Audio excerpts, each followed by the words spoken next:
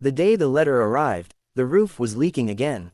Rainwater dripped into a rusted pot in the middle of the kitchen, each hollow ping echoing through the empty farmhouse like a countdown. Emma Carter stood barefoot on the warped wooden floor, staring at the envelope in her trembling hands. She had just been laid off from her part-time job at the grocery store in Kingston. Her 8-year-old son, Noah, was upstairs doing homework under a blanket because the furnace had stopped working 2 weeks ago. When she tore open the letter, she expected another bill. Instead, she found out she had inherited a farmhouse. Not a charming countryside cottage. Not a cozy little cabin with fresh paint and wildflowers. A collapsing, weed-choked, raccoon-infested junk farmhouse 2 hours north of Toronto. It had belonged to her estranged uncle, a man the family barely talked about. She laughed when she saw the address. Then she cried, because it was all she had left. 2 weeks later, Emma packed everything that fit into her aging Honda Civic and drove north through endless stretches of Ontario farmland. Snow still clung stubbornly to the ditches even though spring was trying to break through. Noah watched the passing fields quietly, clutching his stuffed moose. When they pulled up to the farmhouse, even Emma's fragile hope cracked. The porch sagged, windows were boarded, old farm equipment lay scattered across the yard like forgotten bones. A crooked mailbox leaned sideways, as if even it had given up.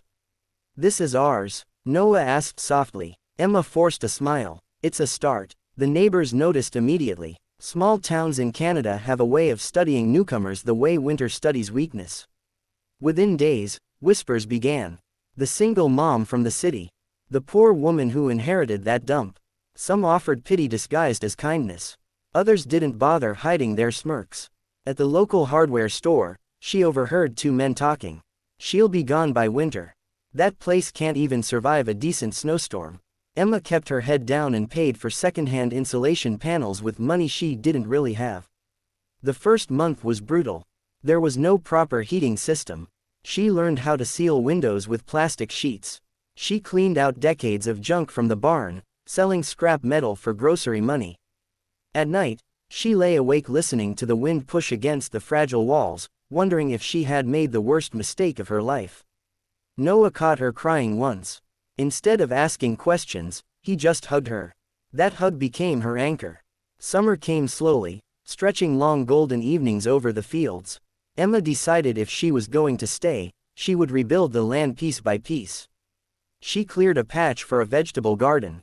She repaired fence posts. She found old paperwork in dusty boxes inside the attic, receipts, maps, scribbled notes in her uncle's tight handwriting.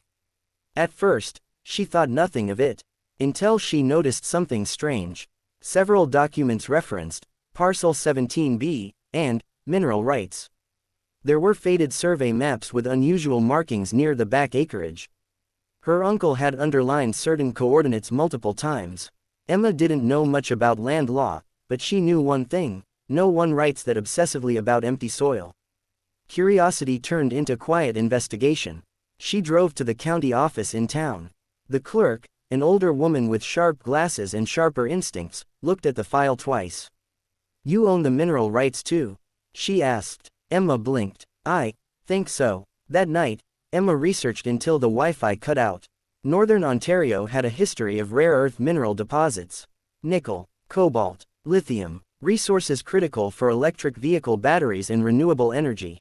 Industries exploding across Canada. Her heart pounded. It couldn't be. She contacted a geological consulting firm in Sudbury, half expecting them to ignore her. They didn't. 3 weeks later, a team arrived with equipment and quiet professionalism. The neighbors watched from their porches as trucks rolled onto the junk farm. Speculation spread like wildfire. The preliminary survey results changed everything. The land beneath Emma's broken farmhouse sat on one of the largest untapped lithium deposits discovered in the region in decades. Estimated value, over $100 million. Emma didn't react the way people expected.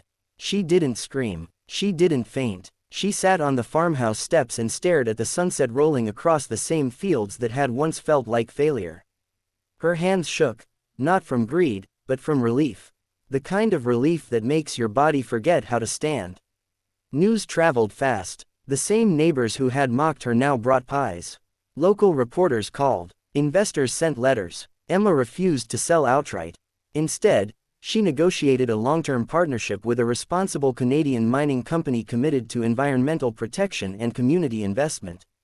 She hired legal advisors. She made sure royalties would fund local schools, infrastructure, and job opportunities for the town that had doubted her.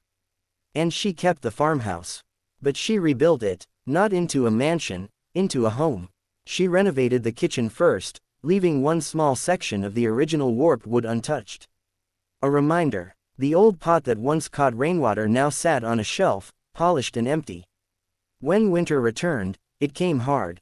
Snow buried the fields in white silence. But this time, the farmhouse stood strong, insulated and warm. The furnace hummed steadily. Laughter echoed through rooms that once felt hollow. On the coldest night of the season, Emma tucked Noah into bed and looked out at the frozen land stretching endlessly beyond the window. Months earlier, people had seen junk. They had seen a struggling single mother.